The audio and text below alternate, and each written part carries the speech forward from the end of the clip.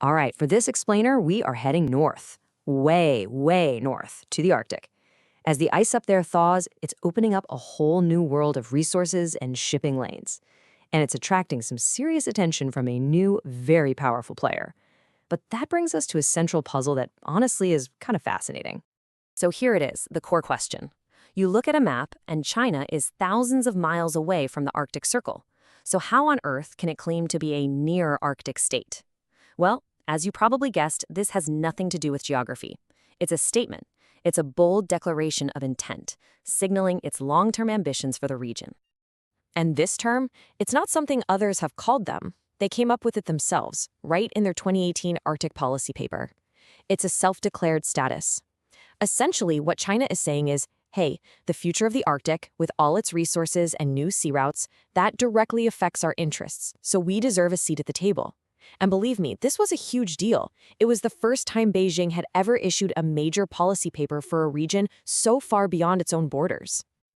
Okay, so ambition is one thing, but what does it look like in practice? Well, it all comes together under one very grand, very evocative name, the Polar Silk Road.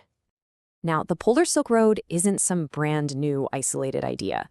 It's the northernmost piece of a much, much bigger puzzle, China's massive Belt and Road Initiative. You've probably heard of it.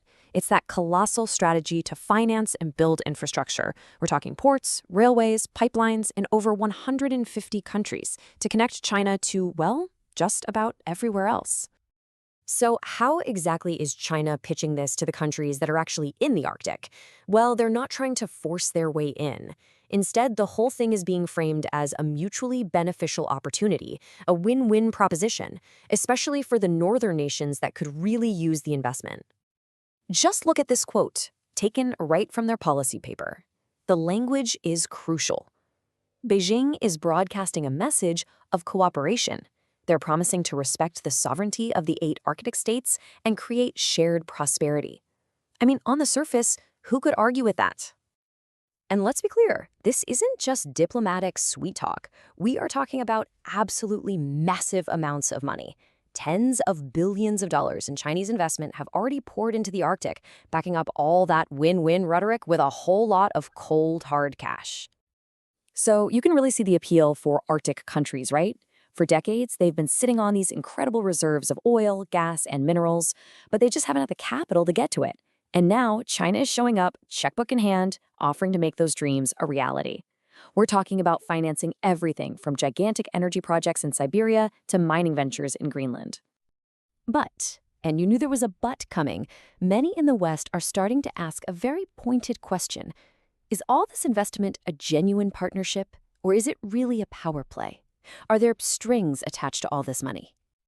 And this gets to the absolute heart of the debate. You've got two completely different ways of looking at it. On the one hand, there's the official story. This is all about economic partnership and developing together.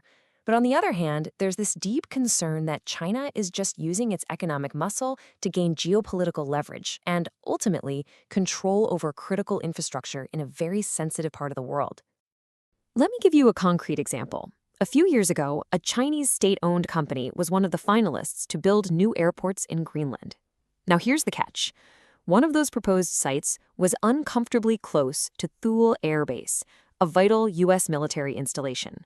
The Pentagon was not thrilled. They feared it could be a stepping stone, a way to establish a Chinese military presence down the road. And you know, this isn't just a one-off concern limited to the Arctic.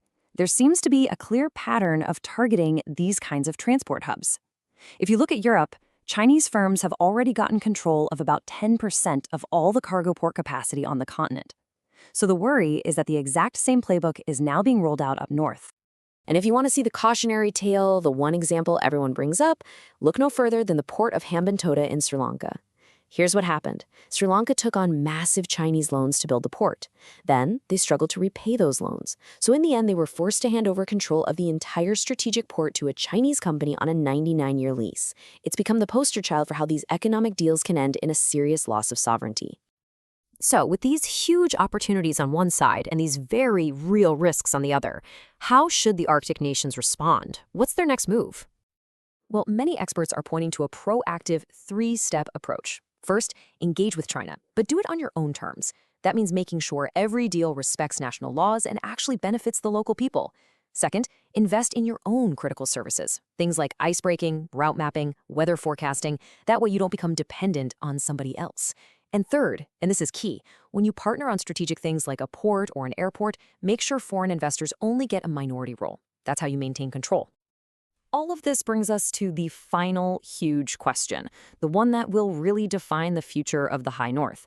As the ice melts, will the Arctic become a new frontier for global cooperation, a model for how we can all work together? Or are we just watching the opening moves in a new great game for control of the top of the world? Right now, the answer is still being written.